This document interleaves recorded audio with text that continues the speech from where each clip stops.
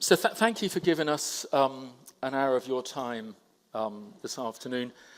I'm hoping this is going to be a really helpful session. We're going to spend the next hour helping you understand how you take a good idea and deploy that at production scale within your business. A lot's happened over the last 2 years or 18 months. Generative AI seemed to have come out of nowhere. And maybe a year ago, 18 months ago, we were all doing lots of experimentation. I'm sure in your own companies, you've done a lot of experimentation. A lot of our clients are now done with experimentation. They want to see these systems go into production quickly. They want to see their businesses begin to transform through the deployment of these AI systems. So what we're going to do this afternoon is we've brought along some practitioners from the world's most experienced AI lab. If you don't know HCLTech, we are the world's leader in the engineering and creation of AI products and systems. Many of our products are in use by you today. They might not say HCL, but they've been created by HCLTech. We design GPUs, we design AI-optimized semiconductors, we design and run the complete generative AI stack for the world's largest companies. I'm going to introduce you to my co-presenters today. We've brought people who between them have delivered over 400 generative AI projects to clients around the world. We're going to do some Q&A, and you hopefully can ask these guys anything around how do I get my solution into production. So just some brief introductions. My name is Alan Flower. I lead our AI labs at HCLTech. I'm joined by Vasileios Mansolas, one of our lead architects, Leo Young, who is our lead AI engineer, and Mohsen, who is our lead AI architect. So we've got the right people in the room. Now, maybe like yourselves, we are now overwhelmed not with technologists asking us to build and deploy AI solutions. We're overwhelmed with business leaders who are utterly convinced of the impact of the technology, who are now asking you, I think I know how to transform my business with AI. Can you build it? Can you deploy it? So we've moved on from this being a technology-led movement to now very senior business leaders are pushing us, they're pushing you to take these solutions into production really quickly. Now, we've learned a lot over the last 2 years as we've delivered over 400 GenAI projects. And we've learned that very often a business leader, maybe yourselves or your own stakeholders in your organization, they've all got a very, very clear vision about how GenAI is going to transform your business. They've been experimenting. Maybe their kids have been cheating with their homework with ChatGPT. They all believe that there's something of substance here. And in particular, over the last year, you would have done the same. Absolutely everyone has deployed generative AI into the software engineering realm. And I can tell you, when a business leader sees the productivity gain in their software engineering organization, they immediately ask you the question, so where else can we go? All right, we're never going to stop just with software engineering. So we've got a process that we follow at HCLTech, and we've got a very detailed framework that we're going to glide through in this session. This is all about helping you understand how we approach getting a client from idea into production. It's going to be quite a technical session, and it's going to feature some interesting demos. Now, the way this journey tends to start, and it will be the same in your own organization, someone's going to have an idea. All right? It doesn't matter what industry you work in, there's always a business executive who probably knows better than we do where AI is going to bring value in your organization. What we're going to use for this session is the example of a real client who was an insurance company. They are an insurance company, all right? And like any other large organization, they have business problems that they believe can only be resolved using some of the new generative AI technologies. Now, we've worked with every single combination of platforms, models, and technologies that you can imagine. So this is quite a generic journey, but I will share with you that the real production solution is running on Azure OpenAI. All right, so you know there's a real platform behind this. Let me just help you understand the business problem that we're going to solve in this session. It's a very common one. Often, some of the more successful GenAI solutions that are in production today are addressing a generic problem. The generic problem is humans have limits to your mental capacity. We're overwhelmed with complexity. We're overwhelmed with a lack of time. This particular client's problem was when customers ring the insurance company to inquire about insurance cover, which we all do, you buy a new house, you buy a new car. The problem is humans don't really understand the intricacies of the client's situation. Humans never read policies, humans never read contracts, for example. So we often find that anything we can do to augment human productivity is where probably you might want to start first. With this client's use case, problem was really simple. The sales representative is unable to answer all of the questions that customers ask because they just don't know the product well enough. So the challenge that the customer presented to us was, how can we improve customer satisfaction? How can we help our CSRs, the sales reps, have better conversations with the client? How can they give better recommendations? And most importantly, if we improve the service that we offer to clients, they'll stay with us for longer, all right? And we generally find any of those processes where we often don't want to get involved,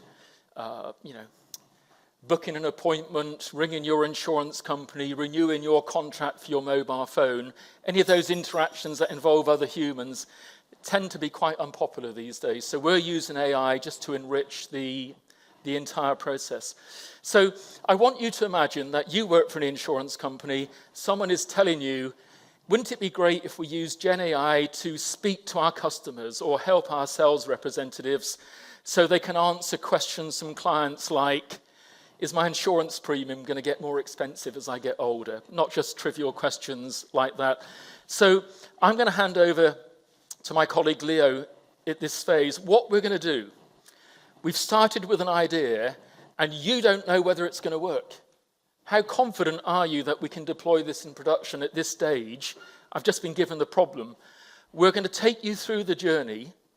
How do we get from initial problem to a level of confidence where we believe the solution is 100% ready for production? Is it scalable? Has it stopped hallucinating? Is it using the right combination of models? And so on. The first thing we often do, and you will do the same, is every client, every team goes through a discovery phase, all right? We do it in abundance in our labs. We have every conceivable combination of technology. Our clients would come into our labs to play, right? We just want to see if we get a feel for things working. You would do a similar thing, whether you're using ChatGPT or a myriad of services. There's a certain amount of discovery that we all do to help us understand if we're in the right sort of ballpark for a solution. But it gets really interesting when someone says to you, it sounds like it might work. Can we just start now proving that we can convert this idea into a solution? So I'm going to hand over to Leo, who's going to take us through how we conduct a POC and how you might want to approach them too. Hello, everyone. Thank you for joining this session. After you play around the ChatGPT, you know, okay, this is a good idea to have a chat box to help your customer to understand your policy statement. First of all, we will start a POC. The POC is not just to prove this technology works. It's starting the journey to the production. When we do a POC, we'll create a foundation of the generative AI application so that, okay, when you're happy with the POC, we'll easier for you to go to the next phase. So basically, when we start the POC, this is a very typical kind of generative AI application, right? First of all, you have a lot of policy document. You You don't want to upload one by one to ChatGPT or any other large language model. You want to have a data pipeline to do the job for you, okay? Basically, this is the first version of the POC. We will do a very simple kind of document chunking because you know, right? When we use a LLM or generative AI to ask a question, you need to have a document. You're going to chunk it properly, right? In this first version of POC, we use a fixed size, fixed number of characters for the chunking. And then we do the embedding, build a vector database. I guess everyone knows what is the vector database already right now, okay? And then a very typical RAG, retrieval augmented generation approach, right? When the customer asks a question, we do a similarity search from the database, and then we provide a proper prompt to the LLM saying that, okay, please summarize the document you search from the database and then answer the question. In the prompt, you need to have a proper persona for the LLM so that you will not answer a question for another company, right?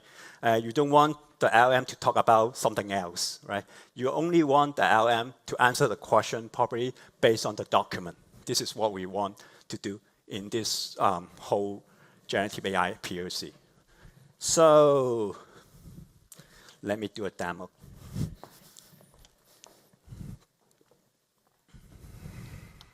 This is a document. Oh, no.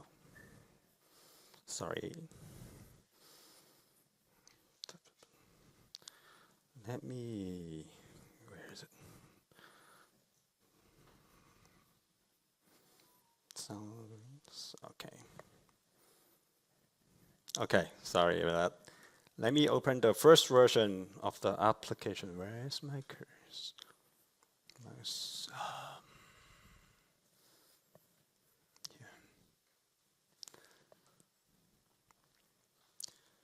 So this is our first version of application. Of course, it is a secure application, so that we need to log in first, okay? Oh, yeah, sorry. Yeah, let me, sorry. Yeah, let me put it here. Oh. Let me stop the escape ray. Yeah, that's good. Okay, sorry about that.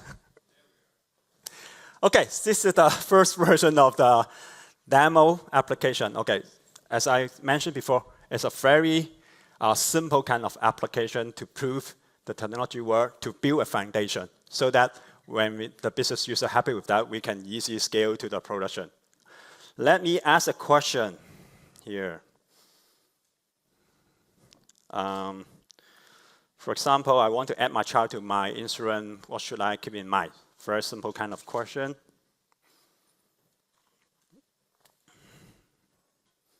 Okay, it generates the answer. It seems to be quite good. Okay, it tells you what you need to consider, and then it also have a citation, tell you where it's come from, which part of the document, okay?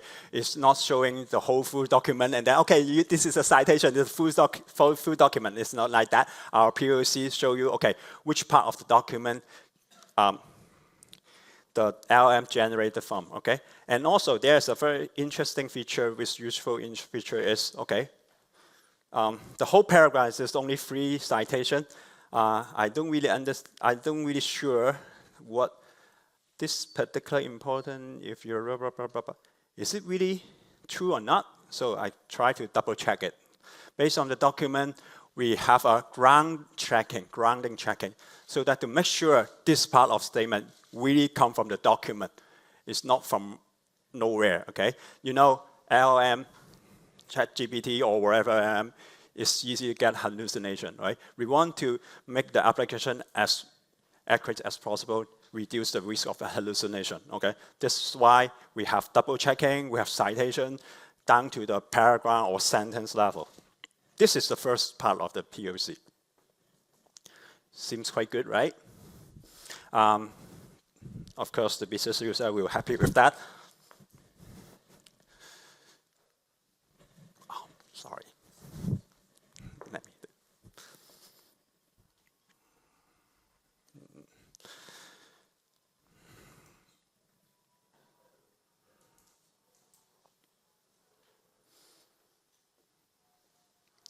So, however, it's still far away from production deployment because, yeah, it's good when I show the demo, but next time, maybe it's not that good, right? Because non-deterministic nature of LLM. Sometimes you find that the result is very good, sometimes it doesn't, okay? Right now, we don't even know how the application works end to end. You can just see the result showing here, seems to be good. We actually have no visibility about the application, okay? You all know that when we build an application deployed to the production, we need to have observability, testing, all these kind of things, right? We cannot just deploy an application which cannot be operated. So right now, I would say it's almost 20% ready. So we come to the next topic. We need to have an application we can operate, okay? We know how it works. We allow the engineer to troubleshoot, okay? Whenever there is something happen in the production, our engineer can respond as soon as possible. We also need to know, okay, how much does it cost? We also need to know what are the questions asked by who, okay? For example, I log in the system, I ask a question. I need to have a monitoring tools to understand all these kind of things.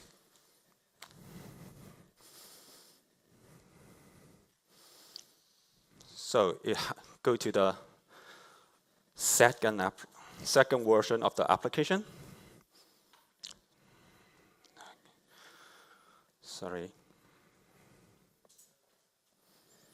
In the second version of the application, we integrate with the monitoring tools, okay? So let me ask the same question.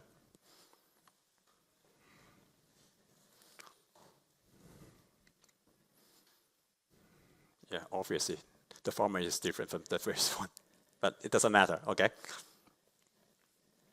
What I'm trying to show is, okay, this time, we have some tools to help us to understand what is happening. Okay, we have full visibility about the application. For example, in this application, we have retrieve context process, okay? You can see that here. We send a question to the vector database. In this case, we use Azure AI Search, okay? And then what are the documents coming up from this question? And then what are the relevant score for this question related to the for this search result? And then we have another stage called generate answer. Okay, we understand the answer is generated from GPT-4o. Okay, and then we also know how much token we use for this application. That means the cost of the of each of this question and answer, right? And also, based on the metadata, we also know who is asking this question, something like this, which user ID. So we know everything. We have full visibility of the application. And then we have token count, LM core. This is a very basic kind of the observability you need to know, okay, in order to operate in the production. This is all we need in the production. And then the second thing is testing. Okay, as I mentioned, this time the response is very good. And then when I run again, the whole format is different already, right? Probably the content will be more or less the same, but you don't know whether the content is still correct or not, okay? So what we need to do is evaluation, testing, okay? Testing of generative AI application is a little bit challenging because every answer you got is different, okay? It's not like a traditional kind of application. You input A, and then it always B, and then you just tick yes, pass, no, failed. Generative AI application testing is not like that, okay? There are some approach we can use. We call it LLM as judge. We use LLM to test another generative AI application. So, this is a very useful technique, but you still need to prepare data. You need to prepare data, for example, from your FAQ document of the insurance policy document, or you have service center, you can grab the call log to build a data set, okay, for your evaluation. This is understandable.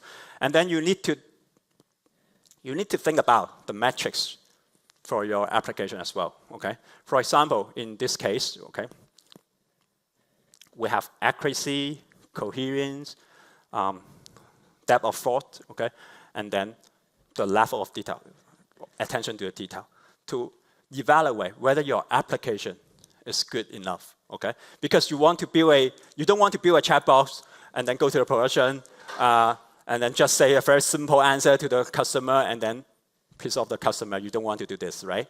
So in the version 3, we integrate with evaluation method. So for example, this version, you find that the accuracy is not 100%. There are I run 10, there are 2 incorrect answers, which is actually expected because it is LLM, right? We are dealing with a generative AI application. So for example, you can see what happened, why it's not correct. This is very important to have a LLM judge to explain to you why it is not correct. This is the reason why. And then this is the reason why it's correct. And then there are other metrics as well. For example, depth. The point is not very high, 5.2. That means sometimes the answer is too simple, may not have insight, may not helpful, okay? And then as I mentioned, you can see what happened, why the answer is not correct, so that you can improve your prompt, improve your chunking, or improve your retrieval. This is why we need to have evaluation observability. So we have the base, we have the foundation of this POC. We can move on to the next stage to improve the application. We already have a benchmark of this application. Accuracy, not 100%. Depth, only 5 points. How about next? Please help me to improve this. Hi, everyone. So at this stage, the business users usually have tested the application. It looks fine. So they get the response they expect most of the time, but they are also internal business users, so they know insurance, they can tell if something is wrong, if something looks right. But we really want to build trust. So it's all about building trust into that system so that it gets better and the users trust it more so that we can eventually roll it out to the insurance customers themselves. So how do we build trust? We start on this baseline. We use the simple method to interpret the documents. We use the simple method to search through the documents and the simple method to summarize at the end for the customer. So there are a lot of things that we can improve on.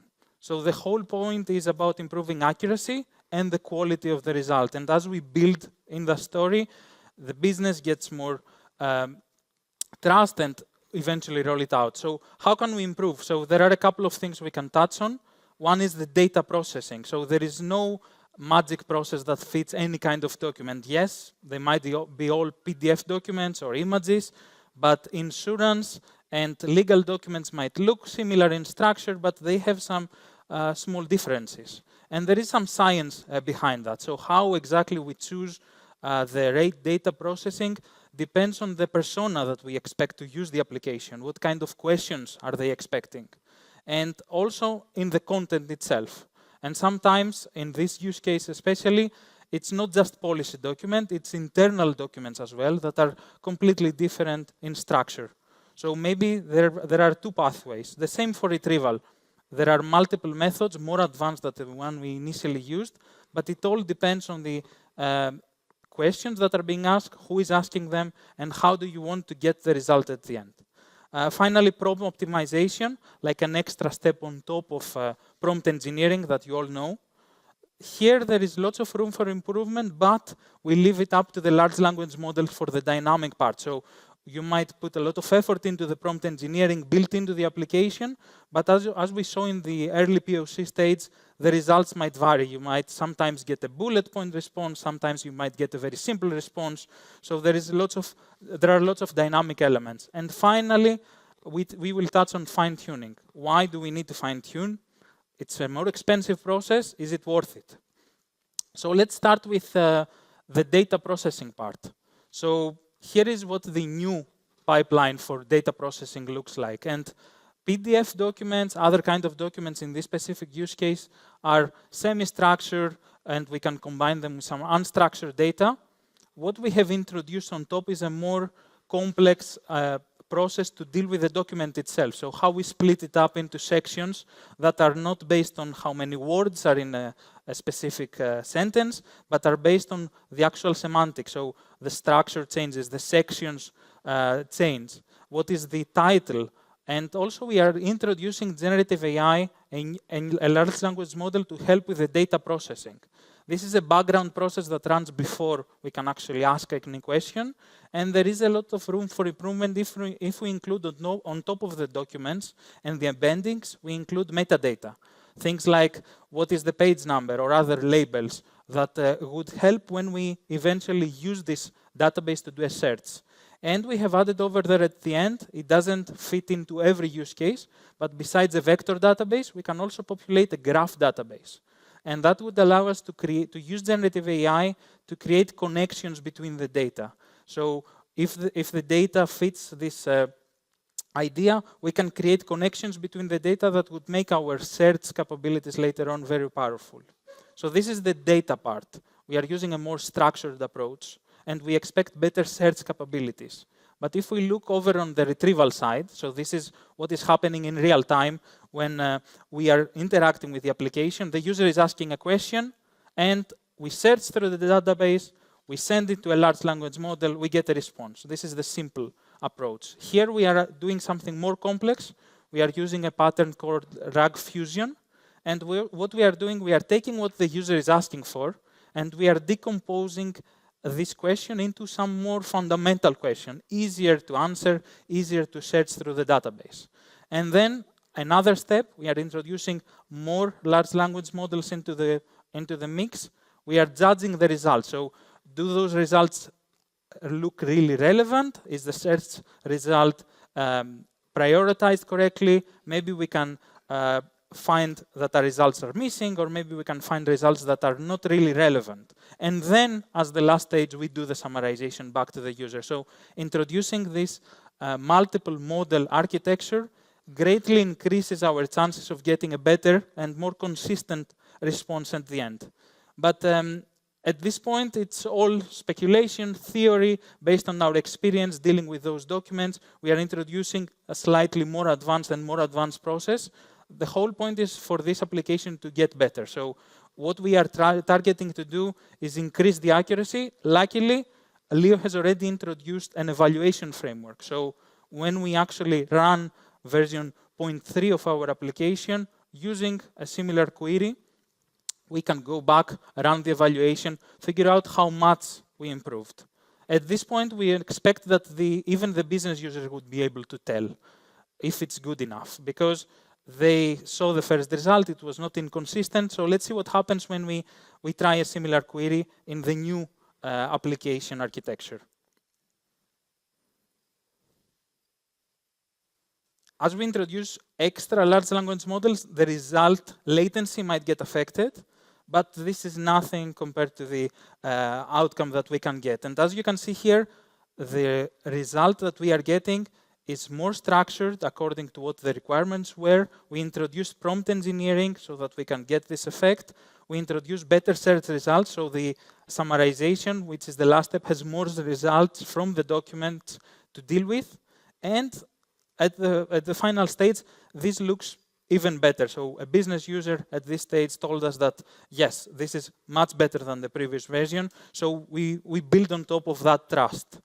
If we actually look behind the scenes in the evaluation framework, we can see that especially the level of detail, the consistency, it has increased quite a lot. But what we hear from business users is, are we really sure that this is good?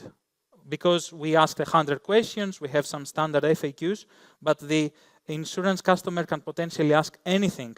And the actual customer is using simpler language usually. So they are not expected to use terminology like coverage, premium. They might use simpler words that might affect the outcome out of the search capability from the database, or they might affect how we respond back to them. We don't want to say, I cannot answer this response if they use some incorrect terminology. So this is a very good attempt. We introduce some new method, but as we get more complex, we introduce more cost into the application. We introduce more complexity, so it's harder to troubleshoot. There is a point where we can do, we cannot improve that much just by introducing more complexity into the application. So right now, we can say that we are at 60% when it comes to the production journey. So from POC to production until we get that trust, which is 100%, we are at 60%. So right above 50. So the users are more confident. Maybe they roll it out internally first, so that more people can experience this functionality at this stage. And this is what happened for this particular customer. But how about improving the accuracy even more? So we touched on the first 3 points of improvement. How about fine-tuning? And to introduce you to fine-tuning, fine-tuning is the method of getting a large language model, one or all of them that are part of this complex architecture, and doing something to improve it, or doing something to teach it new language, new knowledge, or teach it a new skill. A new skill could be math. These models are not very good at math. So a new skill could be writing in the language of the customer or responding back in a very detailed way. But what we want to do here is have this model understand the simple language that the customers might use and be able to translate it in its fundamental questions using terminology which is known in the insurance space. So how do we do this process of getting an LLM and getting a fine-tuned version of that same large language model? So we start from a foundation model. And it's better to start with a smaller model. We used GPT-4o before. Here we are starting with GPT-4o Mini, which is a smaller size model, easier to fine-tune, and we would get better latency at the end. So we start by getting the policy documents themselves, also internal standard operating procedures. In the insurance space, these are notes, these are internal guidelines. We are using generative AI to get a data set that then we can use to fine-tune the model. So it's not training a model from scratch, it's getting one foundation model that knows how to talk English, knows how to perform tasks, and building some skills on top of them. Of course, we are introducing the business users in this case, so that we have that human in the loop, and that would help filter out any incorrect results coming from the large language model. But what we get by this process and by automating it using GenAI is scale. So we can get 1,000 of those questions that cover every single paragraph, every single question that we can think, and we can introduce levels, so simple questions, complex questions as well.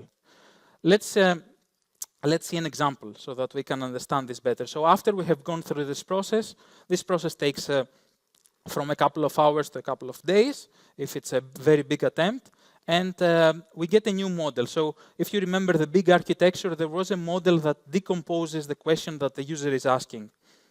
And let's take a look at the previous version. So can I increase my coverage without doing another medical exam? That's the question that the user is asking. Let's see what are the decomposed questions that are coming from the previous version of the application before the fine-tuning attempt. As you can see, they pretty much describe the exact same thing that the user is asking for, maybe different words, and this is effective on its own because it will get different results from the database when we perform a search operation. But let's see what happens when we use the fine-tuned model, the one we have instructed it to introduce terminology that the user might not be using, and also really breaking down into fundamental components. What you see here, using the fine-tuned model, is simpler questions that don't include any greetings, and questions that might get more specific or even more results from the database. So using this approach, As you can see, we ran this on Azure. This took 4 hours to complete. So not that much.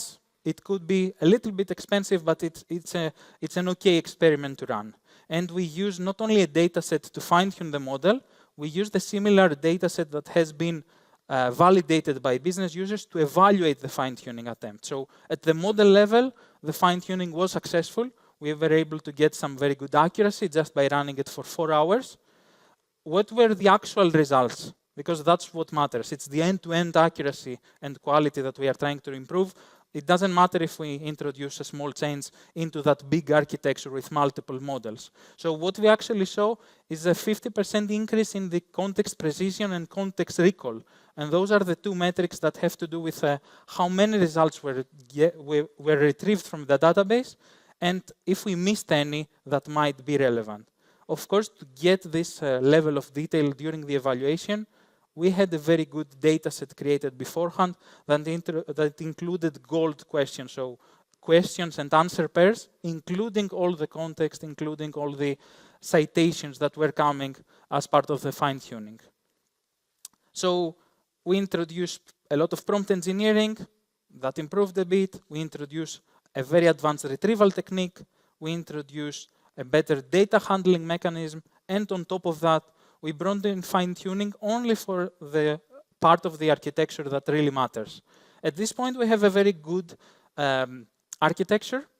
And what we are thinking in terms of the production readiness, we are up to 75% at this stage.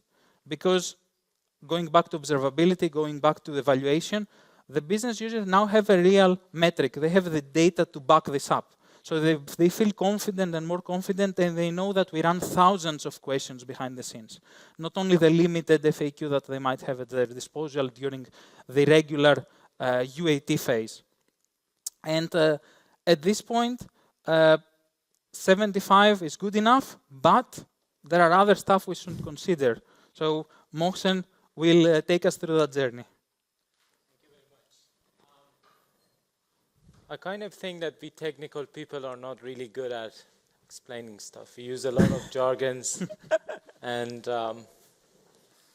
sorry for that. But let me just fix it. Let me spend the next few minutes talking about how to take this to actual production. And 75% is very decent, right? Like we would be happy in most cases, but unfortunately, we haven't. Oh, I'm going back.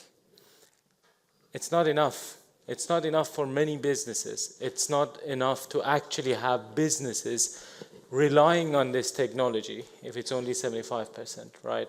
We want to make it much better. One of the issues that we have with these language models or foundation models or generative models is that they really talk ungrounded stuff. We call it hallucination, but in reality, they're just next word prediction, whatever they saw on internet. Most of them are using the same data sets, right? C4 data set, which is like terabytes of internet data. Whatever they saw, they repeat. They dream of what they've seen, right? That's what's happening there. And that's not really good. That's dangerous. Imagine we have people in HCL, like we're supporting one of the largest healthcare provider in the US to help their clinicians actually to have a clinical advisor. Just imagine if model starts hallucinating then. That's not good, right? And the parametrical knowledge is not really that good. Let me explain it like this. Imagine that GPT-4 knows about how to fix an insurance issue, right? Seen it on the internet, it's very good at creating that answer, but that's not what our client wants. They want their SOP, right? That's actually the difference between working these things in production and do experimentation. In the first version, the answer might have been from the parametrical knowledge of the model. Could be lucky and that could be correct. That's not good enough. We cannot trust that, right? The other issue that we have is this is an unbounded application. That's the first time that we are building a thing that people can actually work with in any way that they like. They can talk with it. They can ask it to tell a story, tell jokes. Well, it could be harmless, but it could be very, very harmful. Imagine if I'm selling insurance policy and my model suddenly start giving people quotes because somebody asked a clever question, you are liable for that. You cannot hide behind the fact that, oh, this is what the model said. It had nothing to do with me, right? Like, this is true. Now you are bounded because some model gave a quote, right? Another issue that we have is they can create harmful stuff. They've been trained with internet data. Of course, they have a lot of weird things that they've learned from Reddit and all those beautiful data sets, right? Now, and also another thing that you're seeing, which is quite odd, is some of these larger models, they can actually manipulate customers, which could be a bit borderline illegal, right? Like, we want them to help them to buy policy, but we don't necessarily want them to manipulate them, same way that we don't want our agents to do false promises, right? Now, that's where things get a lot more interesting suddenly. We have different layers that we can improve these models, right? We have stuff in model layer. Now, Vas showed you fine-tuning, so what if your fine-tuning causes this model to be even more harmful, right? You need to do some sort of supervised fine-tuning to make sure that your model keep or improve the safety systems that it has. A lot of hyperscalers, a lot of providers give you AI safety tools, which are fantastic, but then again, you need to choose it on enterprise. It's not super easy. There are a lot of different choices. You can go with the OpenAI way. You can go with somebody else's way, right? All of them are good, and they have their ups and downs. There are prompts that we learned. Like, if you work with a company like HCLTech, and we've done, I don't know, a couple of hundreds of these things, we kind of know what prompts work, right? And I actually think, being from this domain, right, like working on the generative AI for a bit now, that prompts are still a very, very powerful way of controlling these things.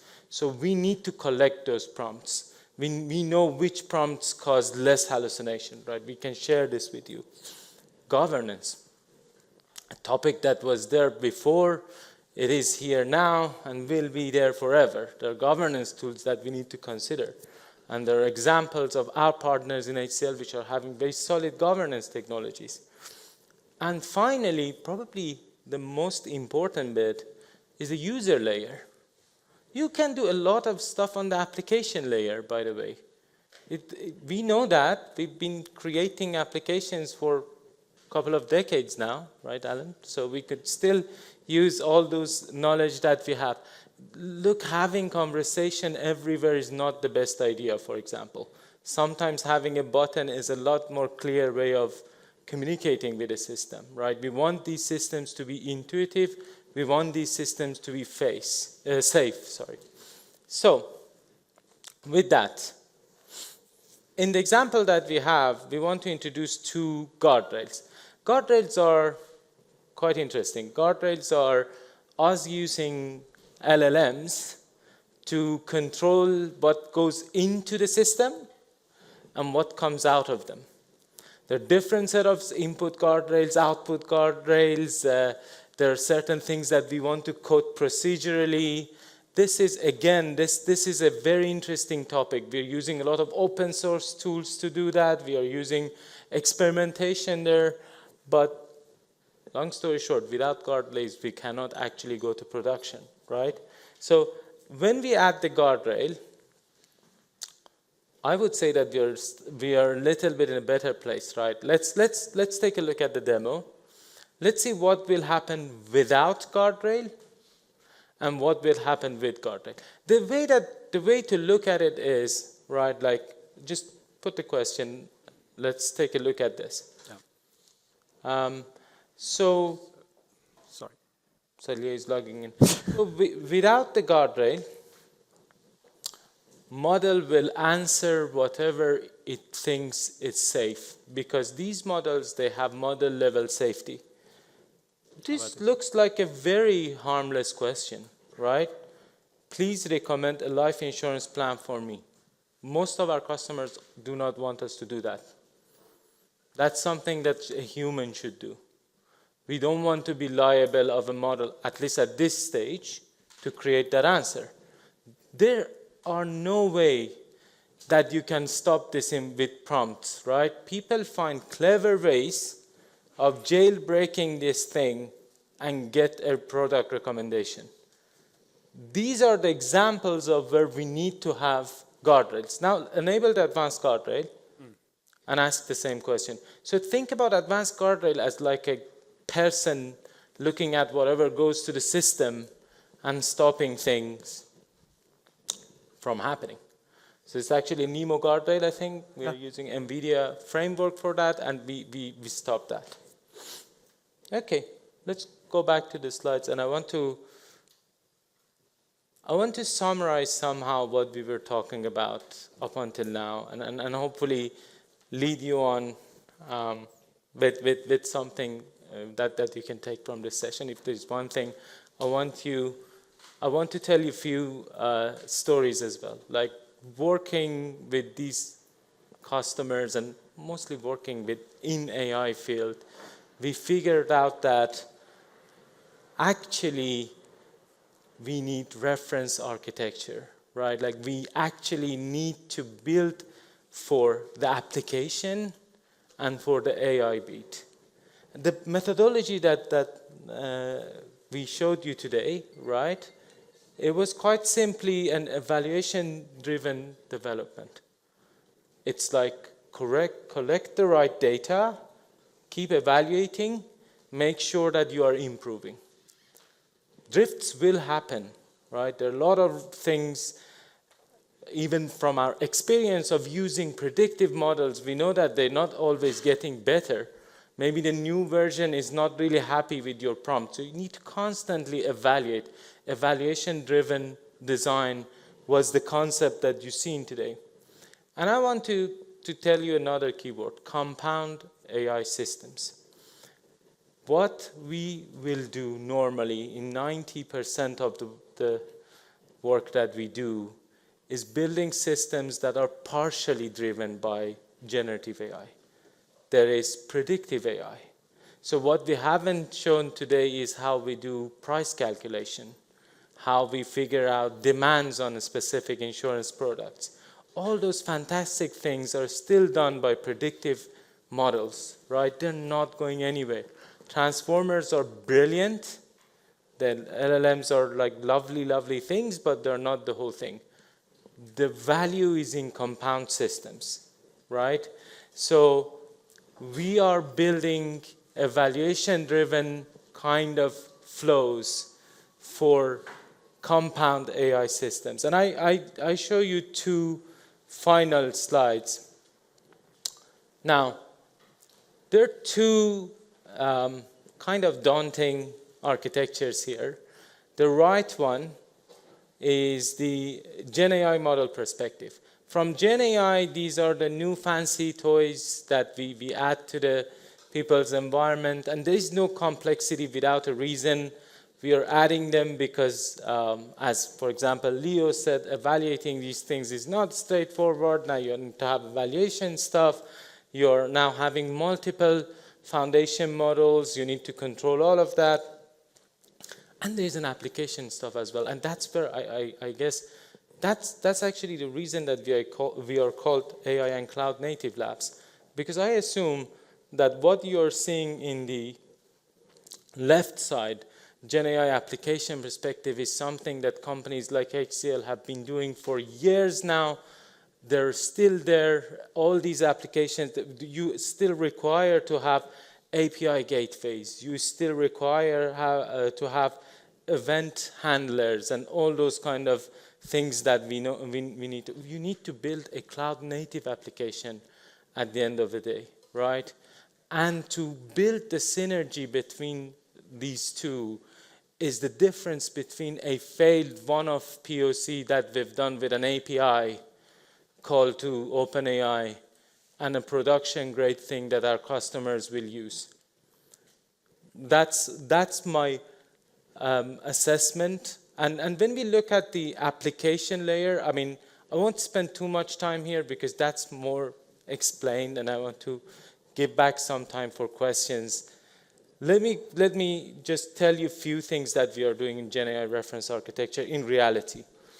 Majority of our customers do require us to have LLM mesh, meaning nobody wants to have only one LLM in their environment. They don't want to put all of their eggs in one basket.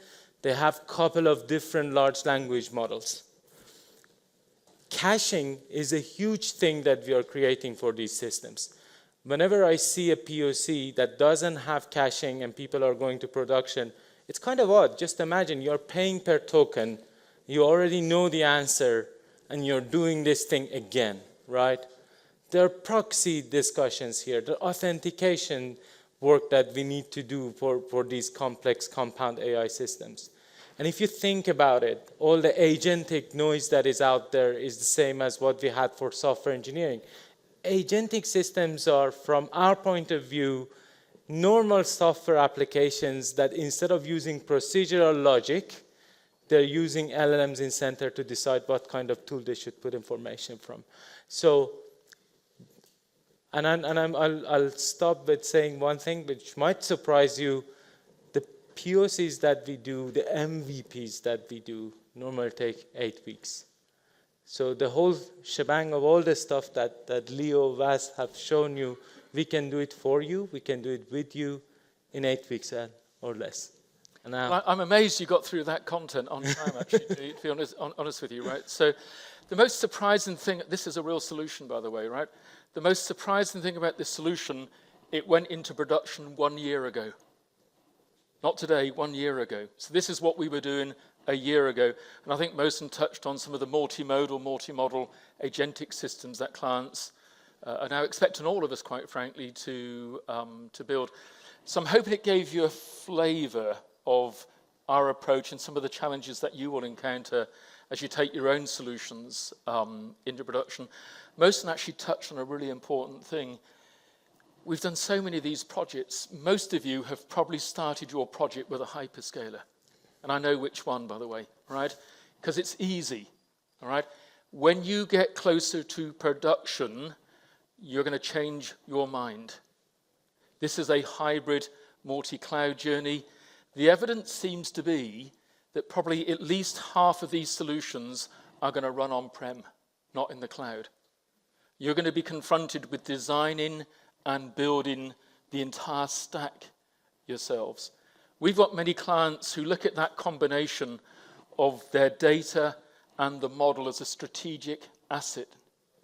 They want to own that. They want optionality. They insist that they have choices.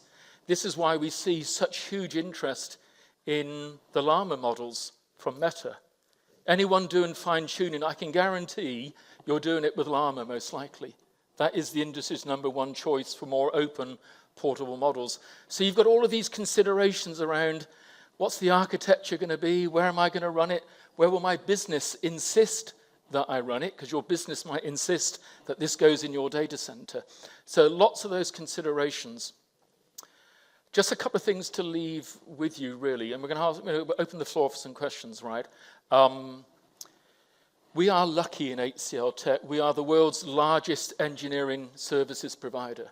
There are 220,000 engineers in our company. We're lucky we get to work on everything. We design GPUs, we build solutions like this all the time. You are welcome to come into our lab and we will share our knowledge with you. This is the one great thing about HCLTech. We share everything. So if you're confronted with, how do I take one of these into production at my own company? Give us a call, all right? The second cheeky thing I'm going to say before we do Q&A, if you want to work on the world's most interesting AI and GenAI projects, come and work for us. Come and work for HCLTech. The best people are at HCLTech. We'd love you to join us. I'm going to stop the sales pitch. Let's do some Q&A. What questions have you got for these guys around these solutions? I think you were first, yeah? Is there a microphone, by the way, or do you need to shout loudly? I can. To the last line.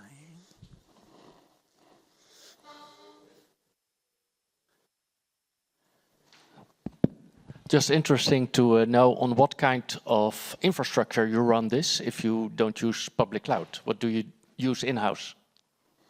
Well, he's going to tell you what it actually runs on. I think you might mention that. So we've built, clients would call this private AI, okay? So what we had to do, because we had so many clients asking this question, right? I've chosen Llama, I'm fine-tuning Llama, what the heck do I run it on, all right?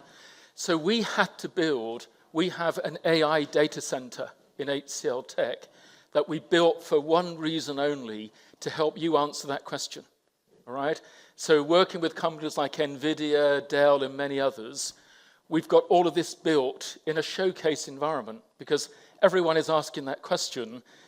If I'm being forced to run this in my day, what do I need, all right? For example, a company like Dell will tell you running this solution on Dell hardware in your own data center is probably 700% cheaper than doing it with a hyperscaler, right? The data backs it up to a certain extent if you've got the right architecture.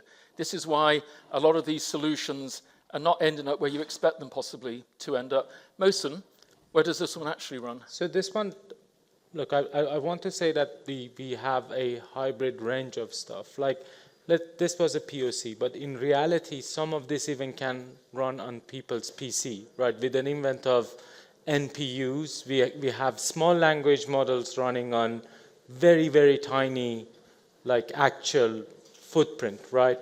But there are multiple ways of running these things. We see that most of our customers want to have a partner like NVIDIA or like IBM.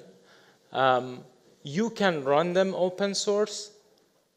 We don't see that. Like, I think the TCO and overhead of running these things completely on your own is a bit too much. Most of our customers prefer to work with providers like NVIDIA.